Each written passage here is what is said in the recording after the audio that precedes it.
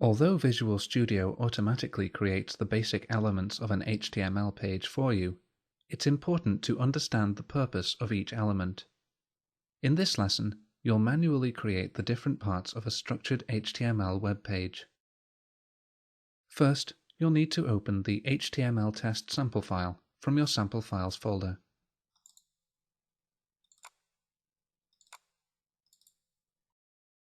Next, open emptypage.aspx in Source View. This page contains only the bare bones of an aspx web page. First, look at the page tag. This line is never sent to web browsers and is used instead to inform ASP.NET which programming language and code behind file to use for the page. You should never have to change this line in the course of this video. Notice that the page tag is enclosed in %tags.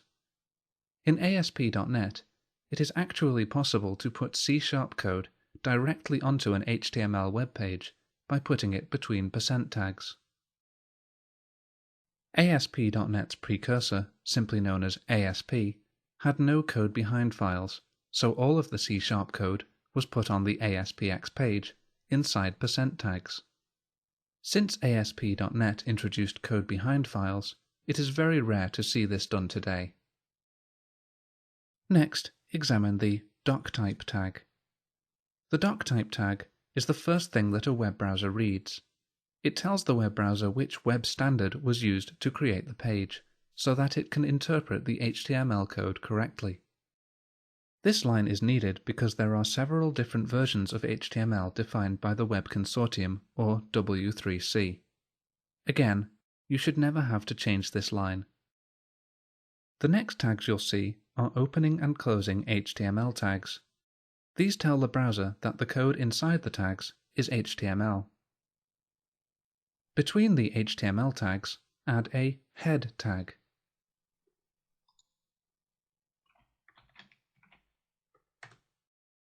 The head tag doesn't contain any of the page's content, but instead is used to contain other information about the page. You'll learn more about the head tag in Lesson 2.4. Next, add a body tag after the closing head tag.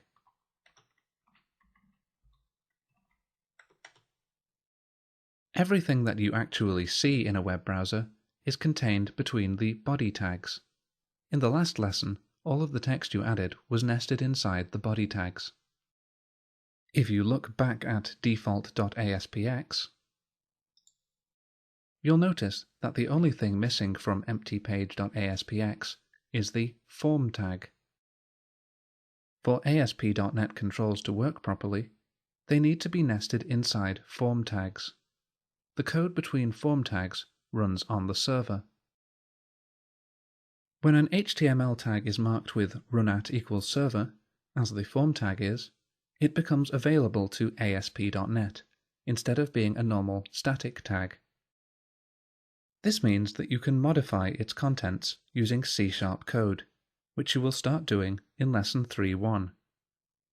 For this reason, any ASP.NET controls have to be inside a form with runAt=server to work correctly.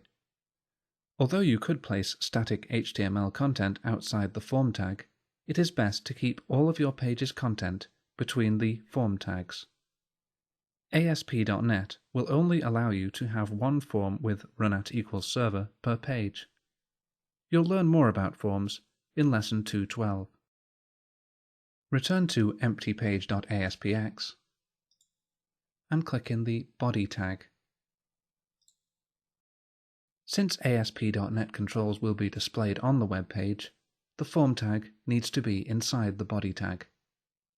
Add the following code: a starting form tag with an ID property of form1 and a runAt property of server. And a closing tag is automatically generated. You've now created the full framework of an ASP.NET web page capable of using ASP.NET controls and C# code. Of course, this is normally created automatically when you add a new page to the project. Save your changes and close Visual Studio now. You've now completed Lesson 2.3. Understand the ASPX page structure.